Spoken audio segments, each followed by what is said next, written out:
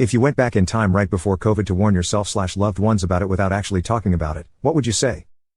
I would first reiterate that the key to healthy living is science. I would also make sure everyone knew that politics has no place in healthcare, and the only person you should seek medical advice from are well-educated and peer-reviewed medical professionals. I would also present them the statistics about the pros and cons of vaccines, and provide scientific facts to debunk all the anti-vaxxers out there. I would also discuss the importance of hygiene and nutrition in relation to a healthy immune system. I would remind them history tends to repeat itself and we are due for another serious depression and medical outbreak. Stock up on non-perishables and household goods and continue to stay indoors and keep your distance from anyone not living in your home. I would also discuss the benefits of a KN95 mask and debunk any fears or fallacies about wearing a mask and present the scientific data about the use of KN95 masks in other countries and the difference in their lung health versus ours. Nothing. Yep, nothing. I like the way I handled it. I understood what was happening.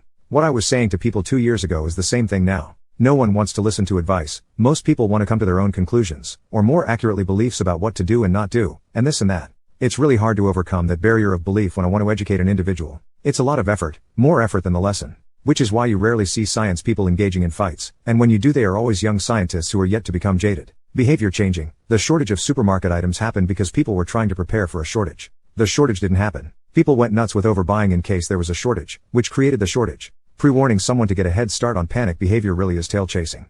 Don't get your hopes up. Your life is about to be destroyed completely after 10 years of college and 8 years of internships. There is nothing you can do about it. Your life will not get better and your mental health will be destroyed irreparably. And because the wrong things are what destroyed you, you'll be labeled a villain on top of it all. I guess just try not to grind your teeth as much. Your jaw will never recover either, but there still might be time for that one. Also would have told myself to quit the job I lost anyways, when they told me I couldn't telework from one large state away when my grandpa needed a quadruple bypass in April 2020, because we needed to telework within 2 hours of the site. Meanwhile, the people who made this guidance had their kids home from college with them. Privileged fucks. Everyone who made choices of what other people could handle during 2020 should forever be known for their complete absence of empathy. I actually put a status saying that I saw a news on a small column in the international section on the local newspaper in December 2019 and stated that if the government don't take precautions to monitor people coming from China, we have students studying medicine there, we might end up getting the disease all over. Friends started saying I'm delusional, blaming me for trying to spread panic, like I am a celebrity, and I put the status on my Instagram with 50 million followers/s, and pessimistic. Too bad I couldn't see their face when the government announced a nationwide lockdown 3 months later.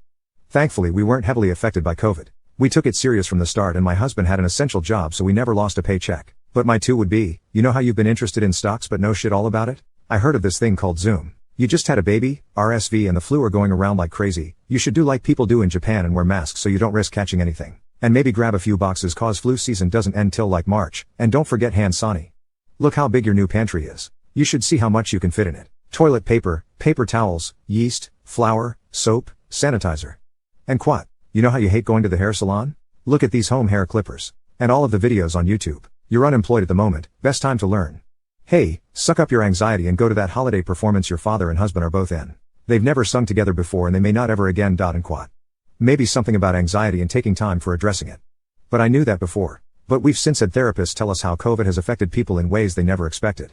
I'd say no, we didn't freak out about it like some people did. But it was still a concerning life-changing event that happened to the entire world. Everyone was affected mentally in some way or another.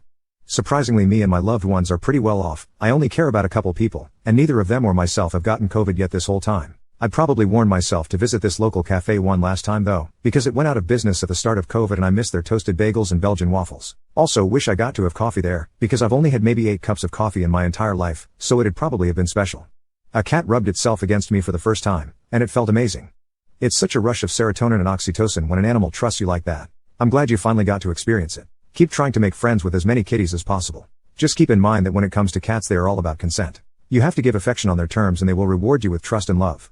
We adopted a cat from the shelter. We asked for the one that had been there the longest. The poor girl had been there 5 years. She is very shy and I can only get close to her certain times of the day. But she runs around the house and plays with our other kitty. It's so nice to see her happy in her new home. I figure she'll slowly warm up to me, or not. Seeing her happy means more than being able to cuddle with her. Aren't cats great? I have never encountered one that didn't like me. They can tell if you're sketchy, but if they come right up to you and headbutt your hand and let you give them the deluxe rubs, you know they think you're an alright person. I've won over cats who were afraid of people they didn't know.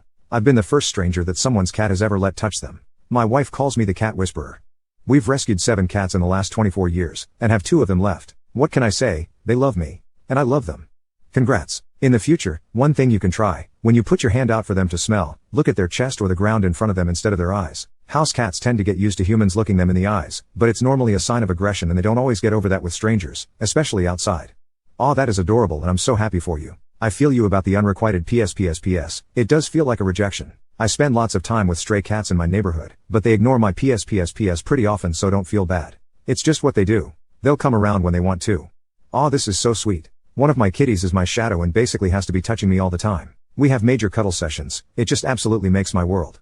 That's really cool. Glad you experienced this. I read this to my cats and they all said to say hi and thank you for being kind to cattos. Congrats. My cat, who has been very skittish, rubbed up against my leg while I was feeding her. It really brings life back into you. It is always the best feeling when a cat is choosing you to rub against. I am glad the cat god smiled upon you that day. Aw, that's so sweet. I'm happy for you. My heart melts every time my cat comes up to me for cuddles. Who says Rebecca has the greatest opening line in literature? This story is superb. All good for you. Cats can be very sweet but also very spicy. Aw, I think you will make a wonderful cat parent one day. The unrequited PSS. I love this so much. Never underestimate the power of a cat cuddle. Unrequited PSP is a heck of a band name. Most wholesome post of the day. I'm happy for you. It must have felt great. Good for you. Yay. Aw, so cute. What is your favorite song right now? The song about Victoria's Secret. She was made up by a dude. I don't know the exact title of the song, but being a millennial and growing up with 90s diet culture, it is so nice to hear a song that my daughter can listen to and be proud of her body. Or at least know her body normal. How They Remember You, Rascal Flatts Be a Light, Thomas Rhett Sink the Bismarck, Johnny Horton Big Boy Toys, Aaron Trippin 68 Fastback, Zach Bryan Underdog, Tim Hicks Labels, The Cadillac 3 Country Boy Things, Kanan Smith If You Can't Tell I'm a Bit Redneck lol. Couldn't choose just one, so perhaps select any one of these. Defender, Halloween, Alaska Do Not Let Your Spirit Wane, Gang of Youth Song for Zula, Phosphorescent Strangest Thing, War in Drugs Prayer, Ben Lucas Boyson Rework, Neil Cali Atlantic, The Weather Station I Sauce to See Helios Richard Ramirez died today of natural causes, Sun Kill Moon. I'd have to say. Final sequence from Sweeney Todd the Musical, but listen to the prelude instead cause it won't make any sense unless you listen to all of it, and the prelude you can listen to blind. Ha.